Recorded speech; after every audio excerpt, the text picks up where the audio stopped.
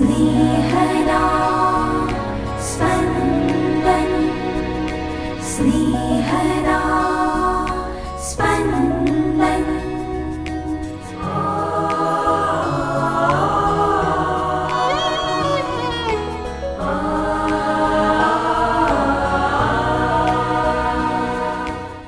પાસ્ખા ઋતુના બીજા અઠવાડિયાનો સોમવાર ધર્મસભા આજે સંત પીટર શાનિલ અને સંત લુઈસ દે મોન્ટફોર્ટના પર્વો ઉજવે છે. સ્નાન સંસ્કાર દ્વારા પાણી અને પવિત્ર આત્માથી નવજન્મ પામેલા આપણે સૌએ એ દૈવી જીવન મુજબ જીવવાના સતત પ્રયત્નો કરતા રહેવાનું છે. દરરોજ આપણા પાપોનો પસ્તાવો કરી પ્રભુની કૃપા મેળવવાનો પ્રયત્ન કરવાનો છે. સાંભળીએ સંત યોહાનકૃત શુભ સંદેશ, અધ્યાય 3, કડી 1-8. ફરોશીઓમાં નિકોદેમસ કરીને એક માણસ હતો. તે યહૂદીઓનો એક આગેવાન હતો.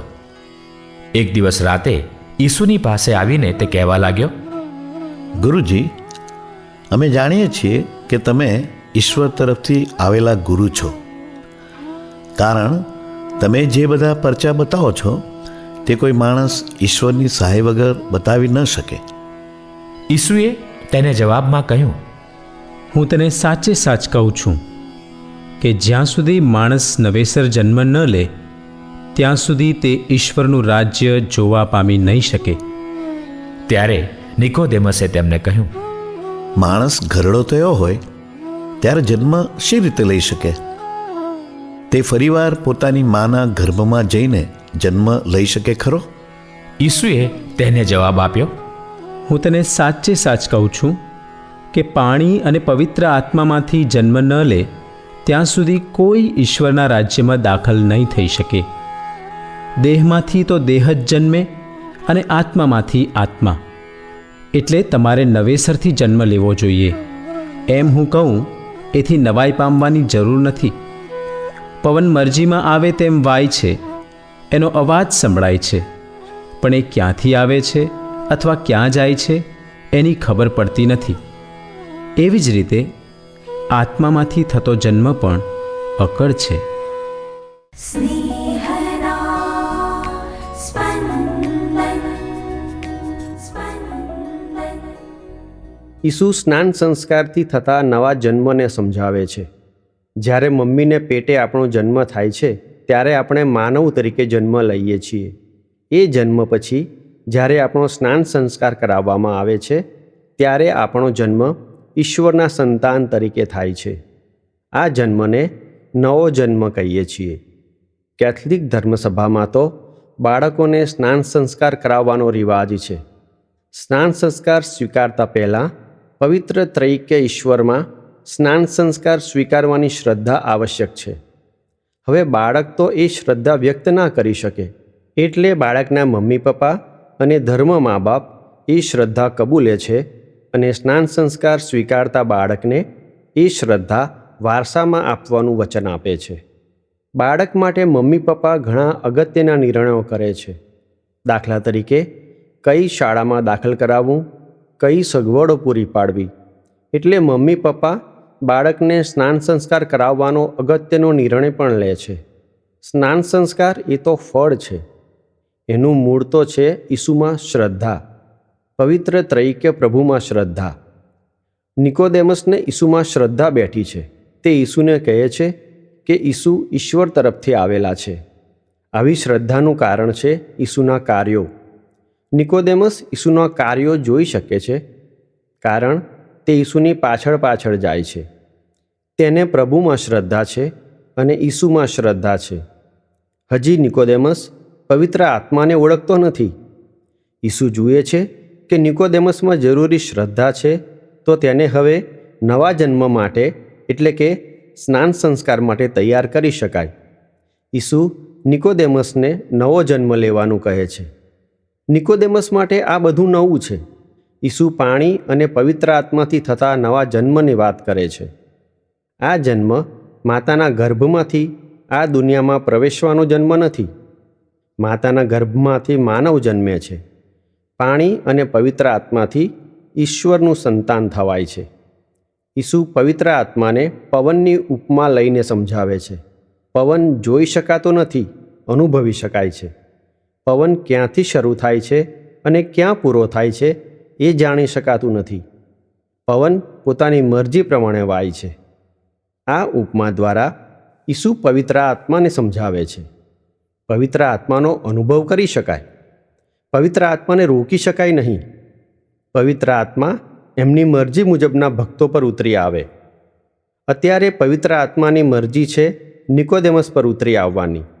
નિકોદેમસ ઈસુનો અંગત શિષ્ય બની જાય છે અને ઈસુની દફનવિધિ વખતે હાજર રહે છે.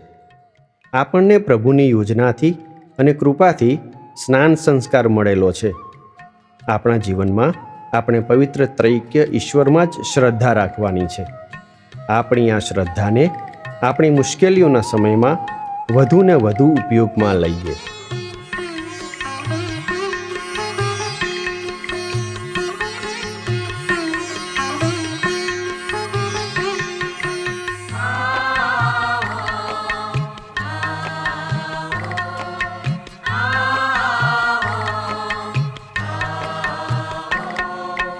આવો પવિત્ર આત્મા આવો, અમારું અંતર અજવાળો.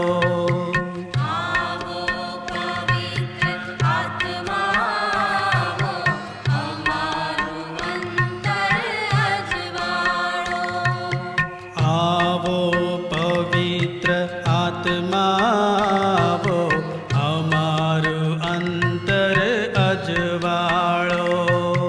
આવો પવિત્ર આત્મા આવો, અમારું અંતર અજવાળો. આવો પવિત્ર આત્મા આવો, અમારું અંતર અજવાળો. આવો પવિત્ર આત્મા આવો, અમારું અંતર અજવાળો. આવો પવિત્ર આત્મા આવો, અમારું અંતર અજવાળો.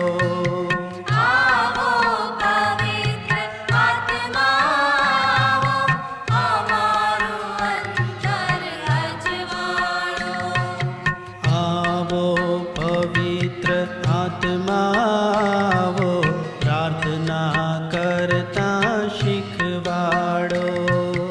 આવો પવિત્ર આત્મા આવો, પ્રાર્થના કરતા શીખવાડો. આવો પવિત્ર આત્મા આવો, પ્રાર્થના કરતા શીખવાડો. આવો પવિત્ર આત્મા આવો, પ્રાર્થના કરતા શીખવાડો. આવો પવિત્ર આત્મા આવો, પ્રાર્થના કરતા શીખવાડો.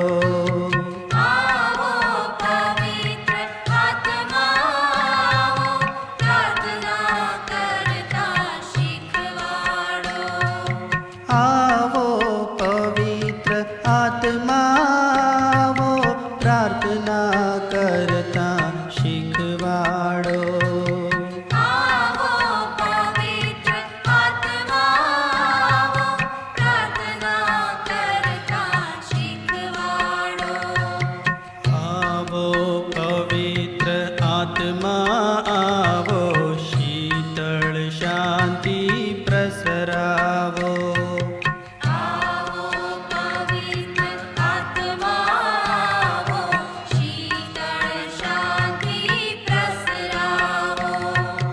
આવો પવિત્ર આત્મા આવો, શીતળ શાંતિ પ્રસરાવો. આવો પવિત્ર આત્મા આવો, શીતળ શાંતિ પ્રસરાવો. આવો પવિત્ર આત્મા આવો, શીતળ શાંતિ પ્રસરાવો. આવો પવિત્ર આત્મા આવો, શીતળ શાંતિ પ્રસરાવો.